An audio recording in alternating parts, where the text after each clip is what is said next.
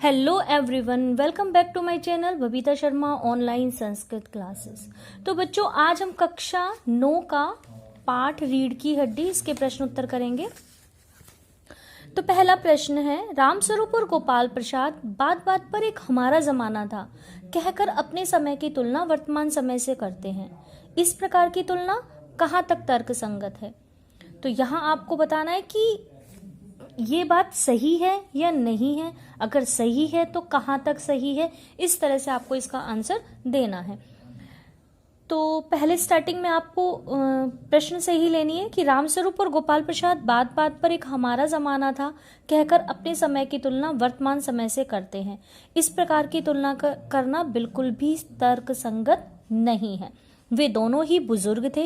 अपने जमाने की बात याद करना स्वाभाविक है, लेकिन अपने जमाने की तुलना आज की नई पीढ़ी से करके उसे नीचा दिखाना बिल्कुल भी सही नहीं है। वे कहते हैं कि जब वे खाने बैठते थे तो 12 कचौरियां एक साथ खा जाते थे और आज की पीढ़ी की पाचन शक्ति सही नहीं है। वे जब पढ़ने बैठते थे तो एक साथ 12 घंटे की सिटिंग लेते थे और आजकल के एमए पास से ज्यादा पहले जमाने के मैट्रिक पास अधिक फर्राटे से अंग्रेजी बोलते थे। हर जमाना अपने साथ एक नया बदलाव लाता है।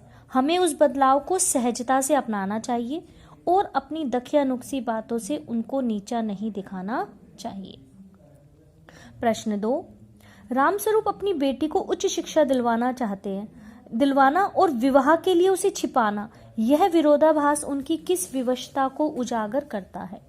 तो देखो, रामस्वरूप ने एक तरफ तो अपनी बेटी को खूब पढ़ाया और जब उसकी शादी की बात आई तो उन्होंने उसकी पढ़ाई को ही छुपाया।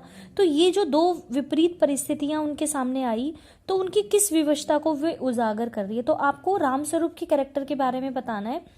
तो आपको बताना है कि रामस्वरूप एक पढ़े लिखे और समझदार व्यक्ति थे। वे पढ़ाई का महत्व जानते थे। वे नए जमाने और नई पीढ़ी के साथ चलने वाले व्यक्ति थे। वे एक अच्छे पिता थे, इसीलिए उन्होंने अपनी बेटी को कॉलेज भेजा और उसे पढ़ाया लिखाया ताकि वह अपने पैरों पर खड़ी हो सके। लेकिन आधुनिक समाज में सभ्य नागरिक होने के बावजूद उन्हें अपनी बेटी के भविष्य की खातिर रूढ़िवादी लोगों के दबाव में झुकना पड़ रहा था। और जब रामस्वरूप ने समाज की दुर्दशा को देखा, उन्हें पता लगा कि लोग ज्यादा पढ़ी लिखी लड़की नहीं चाहते हैं, बल्कि वे कम पढ़ी लिखी को ही अपनी बहू बनाना चाहते हैं। तो उनका मानना था कि यह ज्यादा पढ़ी लिखी लड़की घर आएगी तो नखरे करेगी, घर का कामकाज नहीं करेगी, सास व ननद से झगड़ा करेगी और वे घर में मेम साहब बनकर रहेगी। इस सोच, ये जो सब जमाने की सोच थी, इसको देखते हुए उन्होंने उसकी पढ़ाई की बात को छुपाया। अगला प्रश्न, अपनी बेटी का रिश्ता तय करने के लिए रामस्वरूप उमा से जिस प्रकार के व्यवहार की अपेक्षा करते हैं वह उचित क्यों नहीं है? तो पहले आपको बताना है कि वो कैसे व्यवहार की अपेक्षा रखते हैं और फिर ये बताना है कि वो उचित क्यों नहीं है। तो आपको लिखना है कि अपनी बेटी का रिश्ता तय करने के लिए रामस्वरूप उमा से अच्छे व्यवहार की अपेक्षा करते हैं, परंतु यह सही नहीं है, क्योंकि रामस्वरूप ये चाहते थे कि उनकी बेटी उमा लड़के वालों के सामने अच्छा व्यवहार करे, वह सज धज कर आए ताकि उन्हें वह अच्छी लगे, चाहे उसके लिए उसे पाउडर ही क्यों ना लगाना पड़े।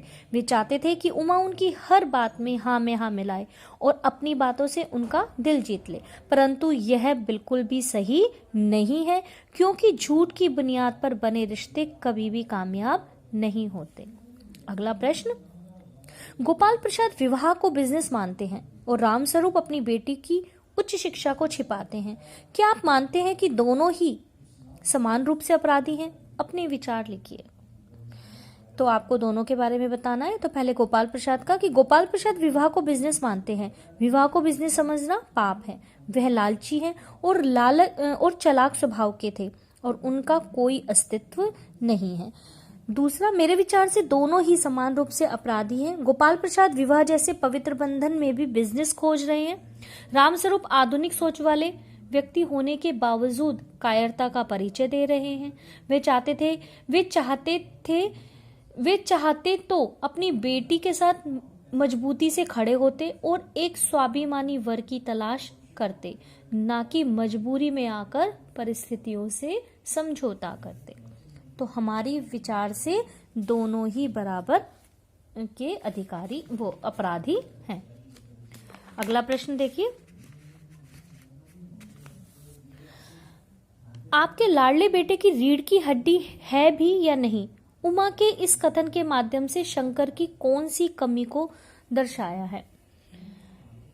तो शंकर की रीढ़ की हड्डी नहीं है, अर्थात वह एक व्यक्तित्वहीन व्यक्ति है। उसका अपना कोई मत नहीं है, वह केवल अपने पिता की हाँ में हाँ मिलाता है। दूसरा, शायद लड़कियों के पीछे जा जाकर और उनसे मार खाकर उसकी रीढ़ की हड्डी टूट गई है।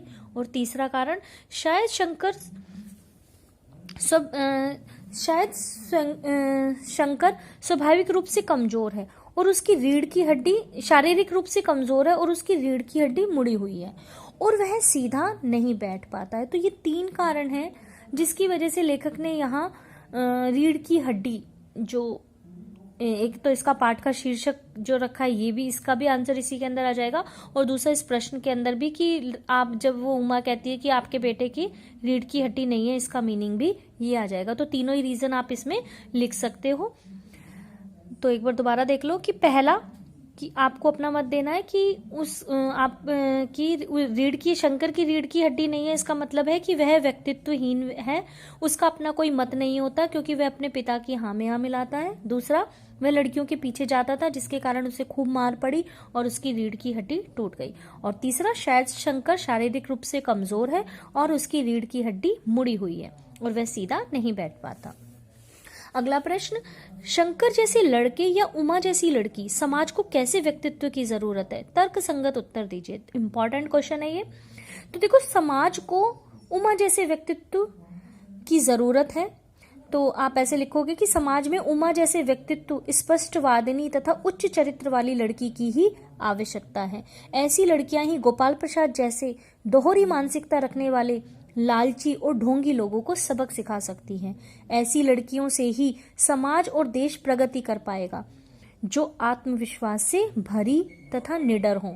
इसके विपरीत शंकर जैसे लड़के समाज के लिए निरुपयोगी हैं। शंकर जैसे व्यक्ति समाज को कोई दिशा प्रदान नहीं कर सकते। अगला प्रश्न, रीढ़ की हड्डी शीर्षक की सार्थकता स्पष्ट कीजिए। तो यह शीर्षक एकांकी की भावना को व्यक्त करने के लिए बिल्कुल सही है। इस शीर्षक में समाज की सड़ी गली मानसिकता को व्यक्त किया गया है। यह जो शीर्षक है वो व्यंग्यात्मक, संकेतपूर्ण, सार्थक और सफल शीर्षक है क्योंकि रीढ़ शरीर का एक मुख्य हिस्सा होता है, वही उसको सीधा रखने में मदद करता है। उसी तरह समय के अनुसार पुरानी रीतियां या परंपराएं मनुष्य के हित के स्थान पर जब अहित करने लगे तो वे बेकार बन जाती हैं। शंकर जैसे लोगों का कोई व्यक्तित्व और ना ही कोई चरित्र होता है। ऐसे लोग समाज में केवल बोझ बनकर रह जाते हैं। इसीलिए ये शीर्षक बिल्कुल सार्थक है। अगला, कथावस्तु के आधार पर आप किसे एकांकी का मुख्य पात्र मानते हैं और क्यों? तो कथावस्तु के आधार पर हम उमा को एकांकी का मुख्य पात्र मानते हैं क्योंकि पूरी एकांकी उसके ही इर्द गिर्द घूमती है। भले ही पाठ में उसकी उपस्थिति थोड़े समय के लिए ही हो, परंतु उसके विचारों से प्रभावित हुए बिना हम नहीं रह पाते। उसकी उपस्थिति नारी शक्ति और नारी समाज को एक नई दिशा प्रदान करती है। लेखक ने उमा को समाज पर व्यंग करने का माध्यम बनाया है। अगला प्रश्न, एकांकी के आधार पर रामस्वरूप और गोपाल प्रसाद की चारित्रिक विशेषताएं बताइए। तो अलग अलग पैराग्राफ में लिखेंगे आप। रामस्वरूप, तो रामस्वरूप आधुनिक और प्रगतिशील विचारधाराओं से संपन्न है, परंतु एक मजबूर पिता हैं। वे एक तरफ तो स्त्री शिक्षा के समर्थक हैं, परंतु बेटी के विवाह के लिए उसकी शिक्षा को छिपाते हैं, जिससे उनकी विवशता व कायरता का भाव झलकता है। दूसरा, गोपाल प्रसाद निहायत ही चालाक, बड़बोले और लालची और पढ़े लिखे होने के बावजूद स्त्री पुरुष में भेदभाव करने वाला व्यक्ति है। इसी कारणवश वह अपने पढ़े लिखे बेटे की शादी भी कम पढ़ी लिखी बहू से करवाना चाहते थे। वे विवाह को बिजनेस मानते हैं, जो कि पाप है।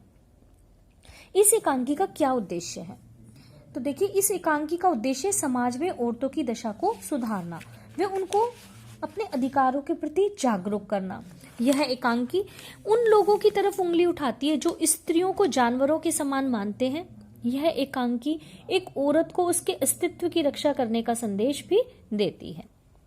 समाज में महिलाओं को सम्मान दिलाने हेतु आप कौन कौन से प्रयास कर सकते हैं, ये आप अपने अकॉर्डिंग लिख सकते हैं कि समाज में महिलाओं को उचित स्थान दिलाने के लिए हम निम्नलिखित प्रयास कर सकते हैं। जैसे उनकी शिक्षा के लिए कार्य कर सकते हैं ताकि समाज में वे सर उठाकर अपना जीवन व्यतीत कर सके। हम विदुषी महिलाओं का उदाहरण दे सकते हैं। महिलाओं को हर क्षेत्र में आगे बढ़ने का प्रोत्साहन दे सकते हैं। सामूहिक वार्तालाप करके लोगों को महिलाओं की शिक्षा के प्रति जागरूक कर सकते हैं।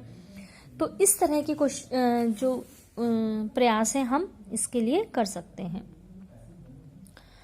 तो उम्मीद है आपको प्रश्न उत्तर समझ आ गए होंगे। अगर फिर भी आपको कोई डाउट हो तो आप मुझे कमेंट्स करके बता देना। धन्यवाद।